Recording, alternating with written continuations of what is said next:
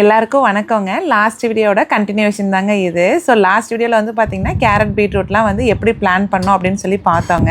இந்த வீடியோவில் வந்து பார்த்திங்கன்னா டேலியாவும் மாதுளம்பழம் செடியும் எப்படி பிளான் பண்ணுறதுன்னு பார்க்கலாங்க. ஒரே வீடியோவாக போட்டோம்னா ரொம்ப நேரம் பார்க்குறதுக்கு போர் அடிக்கும் இல்லைங்களா? ஸோ அதான் ஸ்ப்ளிட் பண்ணி போட்டுட்டேங்க. ஸோ வாங்க எப்படி பிளான் பண்ணுறதுன்னு பார்க்கலாங்க.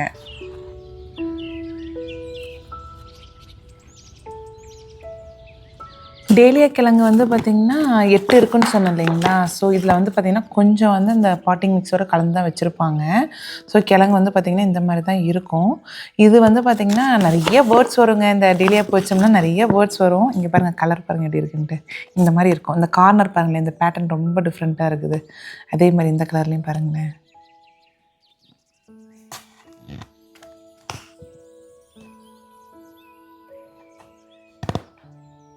ஸோ இது வந்து பிக்சரில் இப்படி இருக்குது. நேரில் வரும்போது வந்து இதே டார்க் கலராக வருதா இல்லை லைட் கலராக வருதான்னு தெரியுது இல்லைங்க. என்னென்னா இப்போ நமக்கு வெயில் வரும்போது என்ன ஆகுனாங்க, இப்போ இந்த ஒயிட்டு கூட நமக்கு பிரச்சனை இல்லை. இந்த மாதிரி கலர்லாம் என்ன ஆகுதுன்னா, இந்த வெயிலுக்கு வந்து பூ வந்து பார்த்திங்கன்னா அப்படியே கொஞ்சம் வந்து இந்த வெளுத்து போன கலரில் சேஞ்ச் ஆகிடுங்க. ஸோ அது ஒன்று தான். பட் பார்ப்போம் இந்த டைம் இது வந்து எப்படி வருதுன்னு சொல்லிட்டு. பட் எகெயின் வந்து இந்த சம்மர் முடிஞ்சிட்டு மறுபடியும் இந்த ஃபால் ஸ்டார்ட் ஆகும் பாருங்கள், ஏர்லி ஃபாலு. ஸோ அந்த டைமில் பார்த்திங்கன்னா இந்த பேக் டு நார்மல்ங்கிற மாதிரி அந்த பழைய கலருக்கே வந்துடுங்க. பார்க்குறதுக்கே ரொம்ப நல்லா இருக்கும். இது வந்து இருங்க, ஓப்பன் பண்ணிக்கலாம்.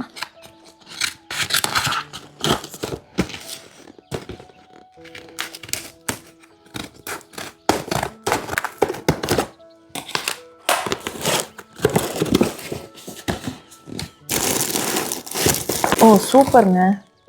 அவங்களே வந்து பார்த்திங்கன்னா நானும் கூட நினச்சிட்டு இருந்தேன் 8 கிழங்கு இருக்கே, ஸோ எது எது என்னென்ன கலர்னு வேறு தெரியாதோ அப்படின்னு சொல்லிட்டு அவங்களே வந்து பார்த்திங்கன்னா 2 பேக் வச்சுருக்காங்க. இங்கே பாருங்கள்.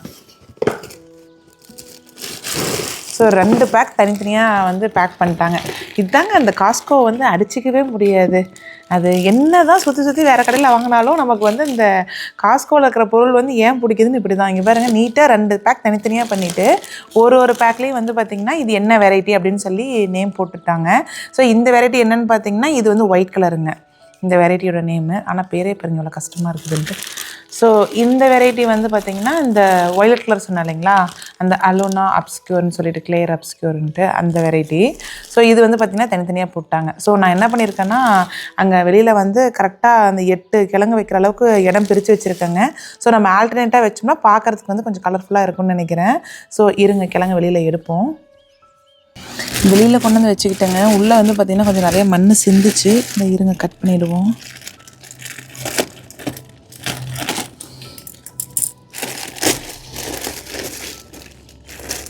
இது வந்து இந்த பர்பிளோட டேலியா கிழங்குங்க, இந்த பர்பிள் பூவோட டேலியா கிழங்கு.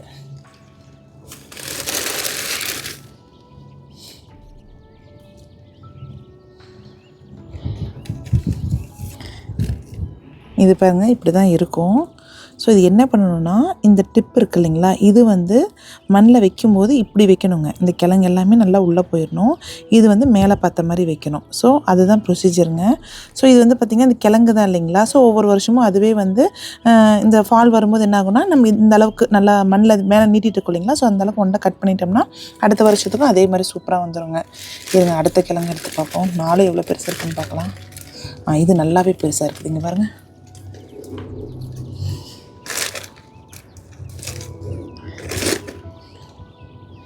இங்கே பாருங்க, இந்த கிழங்கு எவ்வளோ பெருசாக இருக்குதுன்ட்டு.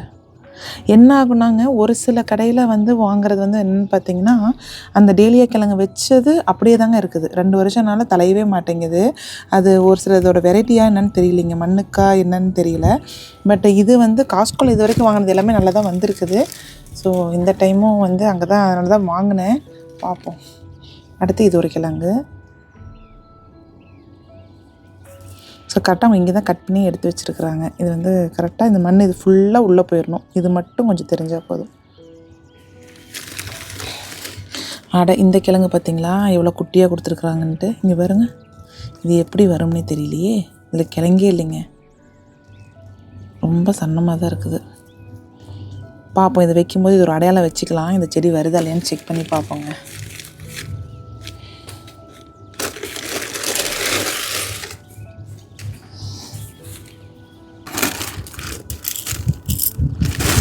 இது வந்து இந்த ஒயிட் கலர் டேலியாங்க. இது நல்லா ஹெல்த்தியாக இருக்குதுங்க. இங்கே பாருங்கள் எவ்வளோ பெரிய கிழங்குன்னு ஒரு இதே. வாவ், சூப்பராக இருக்குதுங்க. நல்ல பெரிய கிழங்கா இருக்குது.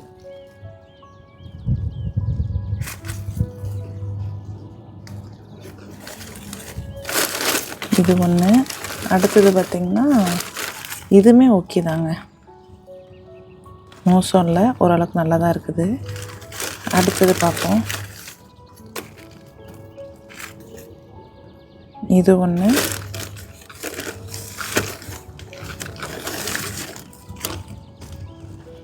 இது எல்லா கிழங்குமே நல்லா கொடுத்துருக்குறாங்க. அதில் அந்த பர்பிள் ஒன்று மட்டும், அந்த வயலட் கலர் ஒன்று மட்டும் பார்த்திங்கன்னா கிழங்கு ரொம்ப சின்னதாக இருக்குது. ஸோ அதை மட்டும் வைக்கும்போது பார்க்கணும், அது தலையுதா இல்லையான்னு செக் பண்ணி பார்த்தா தெரியுங்க. ஆல்ரெடி பார்த்திங்கன்னா இது ஃபுல்லாக அந்த சைடில் டெய்லியாக தாங்க இருந்தது. ஸோ இந்த இடம் மட்டும் கொஞ்சம் காலியாக இருந்தது. பழைய செடி ஒன்று இருந்ததுங்க, அது வேண்டான்ட்டு எடுத்துட்டேன். ஸோ அதில் தான் இப்போ வந்து இந்த கிழங்கெல்லாம் ஊன போகிறோங்க. கரெக்டாக எவ்வளோ ஆழம் தோண்டணும் அப்படின்னா இந்த கிழங்கு நல்லா உள்ளே போகணுங்க. உள்ளே போகிற அளவுக்கு வந்து நம்ம தோண்டி வச்சோம்னா கரெக்டாக இருக்குங்க. இது அடிக்கடி நிறையா செடி வச்சனால மண்ணுமே வந்து பார்த்திங்கன்னா ரொம்ப டைட்டாக இல்லை, கொஞ்சம் ஈஸியாக தான் இருக்கும்.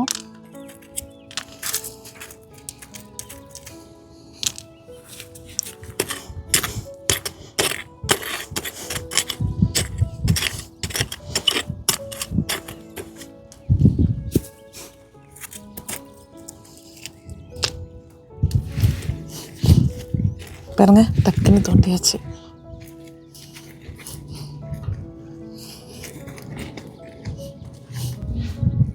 ஸோ இது வைக்கும்போது பார்த்திங்கன்னா இந்த டிப் சொன்னேன் இல்லைங்களா, இந்த கிழங்கு வந்து உள்ளே போயிடணும்.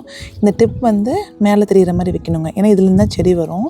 ஸோ கரெக்டாக நல்லா உள்ளே முழுகிற அளவுக்கு இருக்கணுங்க. இந்த கிழங்கு வந்து மேலே தெரியாமல் நல்லா உள்ளே முழுகிற அளவுக்கு. பாருங்கள், கரெக்டாக இருக்குது. ஸோ இதை வைக்கும்போது என்ன பண்ணுங்கன்னா கொஞ்சம் பிளான்ட் ஃபுட்டும் போட்டுக்கலாங்க. ஸோ நிறைய பேர் கேட்டிருந்தீங்க என்ன பிளான்ட் ஃபுட்டு யூஸ் பண்ணுறீங்கன்னு சொல்லிட்டு. நான் வந்து பார்த்திங்கன்னா இந்த miracle grow shake and feed தாங்க யூஸ் பண்ணுறேன். ஏன்னா இந்த செடிக்கு எல்லாத்துக்கும் இதான் யூஸ் பண்ணுறேன். நல்லா வருதுங்க, ஒன்றும் வந்து பிரச்சனை இல்லை, சூப்பராக வருது. ஸோ நீங்கள் கூட ட்ரை பண்ணி பாருங்கள். ஸோ அதுக்கப்புறம் பார்த்திங்கன்னா மண் வந்து நல்லா அந்த கிழங்கு நல்லா முழுகிடணும். இந்த டிப்பு மட்டும் கொஞ்சம் மேலே தெரிகிற அளவுக்கு நல்லா க்ளோஸ் பண்ணிக்கலாங்க. ஸோ நல்லா மண் இந்த மாதிரிக்கு மூடிட்டுங்க. நான் வந்து பார்த்திங்கன்னா இந்த வெள்ளை கலர் கல் தாங்க போட்டு வச்சுருந்தேன். ஸோ அதை அப்படியே லைட்டாக கவர் பண்ணிக்கலாம், அவ்வளோதான்.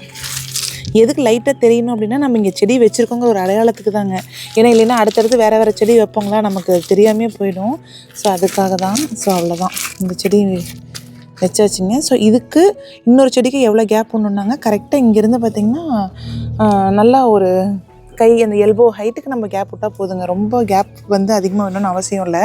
ஸோ நான் என்ன பண்ணியிருக்கேன்னா ஜிக்ஸாக் மாதிரி வைக்கலாம் அப்படின்ட்டு இங்கே ஒன்று, அடுத்து இங்கே ஒன்றுங்க, அடுத்து இங்கே ஒன்று, அடுத்து அங்கே ஒன்றுன்ட்டு அப்படி ஜிக்ஸாக் மாதிரி தாங்க வச்சுட்டு வரேன். ஏன்னா நேராக வைக்கும்போது ஸ்பேஸிங் கம்மியாக இருக்கும். இந்த மாதிரி ஜிக்ஸாக்காக வைக்கும்போது கொஞ்சம் நமக்கு ஸ்பேஸ் கிடைக்கும் அப்படிங்கிறதுக்காக இந்த மாதிரி பிளான் பண்ணியாச்சுங்க. ஸோ அடுத்தது அதையுமே வச்சுருவோம். அதே மாதிரி எல்லா டெலியா கிழங்கு பேக்லேயுமே பார்த்திங்கன்னா ஆனுவல் தாங்க போட்டிருப்பாங்க, பெருநியல்னு எங்கேயுமே போட்டிருக்க மாட்டாங்க. ஸோ நான் வந்து பார்த்திங்கன்னா ஒரு 3 வருஷத்துக்கு முன்னாடியே இந்த ரெட் அண்ட் பீச் கலர் ஒரு ஆரஞ்சு மாதிரி ஒரு கலர் வச்சுருந்தாங்க. அது வந்து பார்த்திங்கன்னா இன்னைய வரைக்கும் வந்து வருஷம் வந்துடுதுங்க. பட் ஆனுவல்னு தான் போட்டிருந்தது. பட் நீங்கள் வந்து ஒன்று என்ன பண்ணலான்னாங்க, காஸ்கோவில் வாங்குறீங்க இல்லையா, அந்த கிழங்கு வந்து பார்த்திங்கன்னா பெருநியல் மாதிரி அடுத்தடுத்த வருஷம் வந்துடுதுங்க. மற்ற கடையில் வாங்குறது வந்து ஹோம் டிப்போவில் வாங்குறது கூட வருதுங்க. பட் வால்மார்ட் வந்து எனக்கு வந்த மாதிரி எனக்கு ஞாபகம் இல்லை. ஸோ நீங்கள் வந்து பெருநியல் மாதிரி வேணும் அப்படின்னா கண்டிப்பாக வந்து இந்த மாதிரி கடையில் ட்ரை பண்ணி பாருங்கள். எனக்கு வந்துங்க இந்த டெய்லியா மேலே வந்து என்ன தான் அப்படி ஒரு லவ்னே எனக்கு தெரியலைங்க. சின்ன வயசுலேருந்தே இந்த பூ மேலே வந்து எனக்கு ஒரு சின்ன ஒரு ஏக்கம் இருந்துகிட்டே தாங்க இருக்கும். ஏன்னா வந்து இந்த பூ வந்து பார்த்திங்கன்னா நம்ம ஊர்லலாம் ரெகுலராக கிடைக்காது இல்லைங்களா. ஸோ அப்பப்போ சீசனுக்கு தான் பூக்காரம்மா கொண்டு வருவாங்க. ஸோ அந்த பூக்காக ரொம்ப ஏங்கிங்க அந்த பூ மேலே வந்து அலாதி பிரியம் தான் சொல்லணும். ஸோ அதனால் இப்போ தோட்டத்தில் வந்து பார்த்திங்கன்னா இல்லாத கலரே இல்லைங்க. வருஷம் வந்து ஒரு ட்ரெடிஷன் மாதிரி ஒரு டெலியா பூ கிழங்காச்சும் வாங்கிட்டு வந்து வைக்கலின்னா அந்த வருஷமே வந்து ஹாப்பியாக போன மாதிரியே தெரியலிங்க. ஸோ இந்த வருஷமும் பார்த்திங்கன்னா அதே மாதிரி தான் வச்சாச்சு. இது வந்து பார்த்திங்கன்னா காஸ்கோவில் தான் வாங்கியிருந்தேன்னு சொன்னேன் இல்லைங்களா. 8 கிழங்கு இருந்ததுங்க, $14. இது பிளான்டிங் சீசன் எப்போன்னு பார்த்திங்கன்னா நீங்கள் ஃபெப்பில் வந்து நீங்கள் பிளான் பண்ணிட்டீங்க அப்படின்னா அந்த சம்மர் வருது இல்லைங்களா, உங்களுக்கு அப்போயே பூ வந்து நல்லா ஜம்முன்னு சூப்பராக வந்துடுங்க. அது இல்லாமல் இது வந்து பார்த்திங்கன்னா இந்த டெலியா பூலாம் வச்சோம் அப்படின்னா, செடி வச்சோம்னா ஏகப்பட்ட பேர்ட்ஸ் வருங்க. ரொம்ப நல்லா நல்லாயிருக்கும், பார்க்குறதுக்கே ஆசையாக தான் இருக்கும். பட் என்ன ஒரே ஒரு ட்ராபேக்னாங்க, எங்கள் ஊர் சைட்லாம் வந்து பார்த்திங்கன்னா இந்த ஜாப்பனீஸ் பீட்டில்னு சொன்னோம் இல்லைங்களா, அந்த பூச்சி வந்து ரொம்ப அதிகங்க. ஸோ கரெக்டாக அந்த ஜூன் மந்த்து மட்டுங்க டேலியா பூவில் இருக்க எல்லா இலை பூ எல்லாத்தையுமே சாப்பிட்றோம். ஸோ அதுக்கு மட்டும் ஏதாவது ஒரு ரெமெடி எடுத்துக்கோங்க, இல்லை அப்படின்னா ரொம்ப கஷ்டமாக இருக்குங்க. ஸோ அது மட்டும்தான், மற்றபடி எல்லாமே ஓகே தாங்க. கிழங்கு எல்லாமே வச்சதுக்கப்புறங்க கொஞ்சம் தண்ணி விட்டுறலாம். குளிராக இருந்தாலும் வெயிலாக இருந்தாலும் கொஞ்சம் தண்ணி விட்டுட்டா பரவாயில்லைங்க. ஸோ எப்பயுமே பிளான் பண்ணும்போது கொஞ்சம் தண்ணி விடணுங்க. ஸோ தண்ணி விட்டாச்சு. ஸோ அவ்வளோதாங்க, டேலியா பிளான்ட் வந்து சூப்பராக பிளான் பண்ணியாச்சு.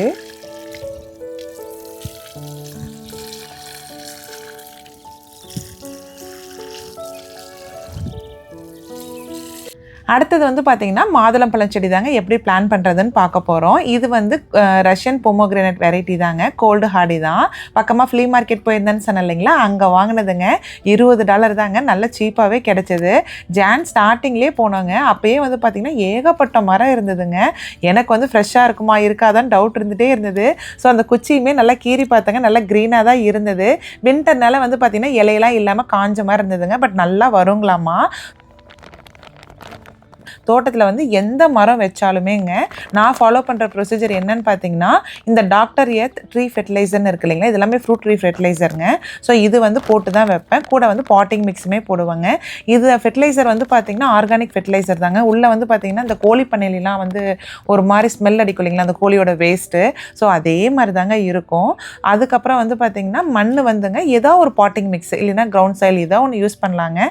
ஸோ நான் வந்து இன்றைக்கி மிராக்கிள் க்ரோ ஆர்கானிக் சாயில் தாங்க வாங்கியிருந்தேன். தோட்டத்தில் வந்துங்க எந்த ட்ரீ பிளான் பண்ணாலுங்க நம்ம என்ன பண்ணணும் அப்படின்னா, அந்த பாட்டோட சைஸ் இருக்கு இல்லைங்களா, நம்ம வாங்குகிற பாட்டோட சைஸ் இருக்கு இல்லைங்களா, அதை விட டபுள் த சைஸ் வந்து பார்த்திங்கன்னா நல்லா குழி தோண்டி அப்புறம் தாங்க வந்து அந்த செடியவே வைக்கணும். ஏன்னு கேட்டிங்கன்னா நேட்டிவ் சாயில் வந்து பார்த்திங்கன்னா ரொம்ப ஹார்டனாக தாங்க இருக்கும். ஸோ நம்ம இனிஷியலாக வைக்கும்போது நம்ம கூட வந்து பாட்டிங் மிக்ஸோட நல்ல பெரிய சைஸில் வந்து குழி பண்ணி போட்டுட்டோம் அப்படின்னா வேர் போகிறதுக்கு வந்து ஈஸியாக இருக்குங்க. ஒன்ஸ் எஸ்டாப்ளிஷ் ஆகிடுச்சு அப்படின்னா அதுக்கப்புறம் நேட்டிவ் சைடில் போகிறதுக்கு அது ஈஸியாக இருக்குங்க. ஸோ இனிஷியலாக ஹெல்ப் பண்ணுற மாதிரி தான். ஸோ நாங்கள் வந்து தோட்டத்தில் வந்து பார்த்திங்கன்னா இப்போ மாதுளம்பழ செடி வந்து அந்த ஒரு கேலன் சைஸ் வாங்கியிருந்தோங்க. ஸோ அது வந்து டபுள் த சைஸ் வந்து பார்த்திங்கன்னா குழி தோண்டி அப்புறம் தாங்க வச்சுருக்கோம். என்ன பண்ணோம்னா குழி தோண்டிட்டுங்க இந்த பாட்டில் இருக்க செடியை வச்சுட்டு நேட்டிவ் சாயில் போடக்கூடாதுங்க. பாட்டிங் மிக்ஸ் வாங்கியிருக்கோம் இல்லைங்களா, ஸோ அதை போட்டுட்டு அதுக்கு மேலே வந்து பார்த்திங்கன்னா நேட்டிவ் சாயில் போட்டு க்ளோஸ் பண்ணிக்கலாங்க. இந்த மாதுளம்பழம் செடியோட ஸ்பெஷல் என்னன்னு பார்த்தீங்கன்னா, இது வந்து கோல்டு ஹார்டிங்க. வெதர் வந்து நல்லா வந்து டவுனாக போனாலும் நல்லா தாங்குங்களாமா. அது இல்லாமல் இது வந்து செல்ஃப் பாலினேட்டர் பிளான்ட்டு தாங்க. ஸோ இதுக்கு வந்து நம்ம இன்னொரு பேர் வைக்கணும்னு அவசியமே இல்லை. அது இல்லாமல் இதில் இருக்க அட்வான்டேஜ் என்னன்னு பார்த்தீங்கன்னா, நிறைய பேர்ட்ஸை வந்து அட்ராக்ட் பண்ணுங்களாமா. ஸோ தோட்டத்தில் வந்து பார்த்திங்கன்னா பாலினேஷனுக்கு பிரச்சனையே இல்லைங்க. கார்டன் பெட் கிட்டேயே தான் வச்சுருக்கேன். இது வந்து பார்த்திங்கன்னா குழி தோண்டினதுக்கு அப்புறங்க இந்த ஃப்ரூட் ட்ரீ ஃபெர்டிலைசர் சொன்னேன் இல்லைங்களா, ஸோ அதை வந்து ஃபஸ்ட்டு ஒரு 2 கை போட்டுக்கிட்டேங்க.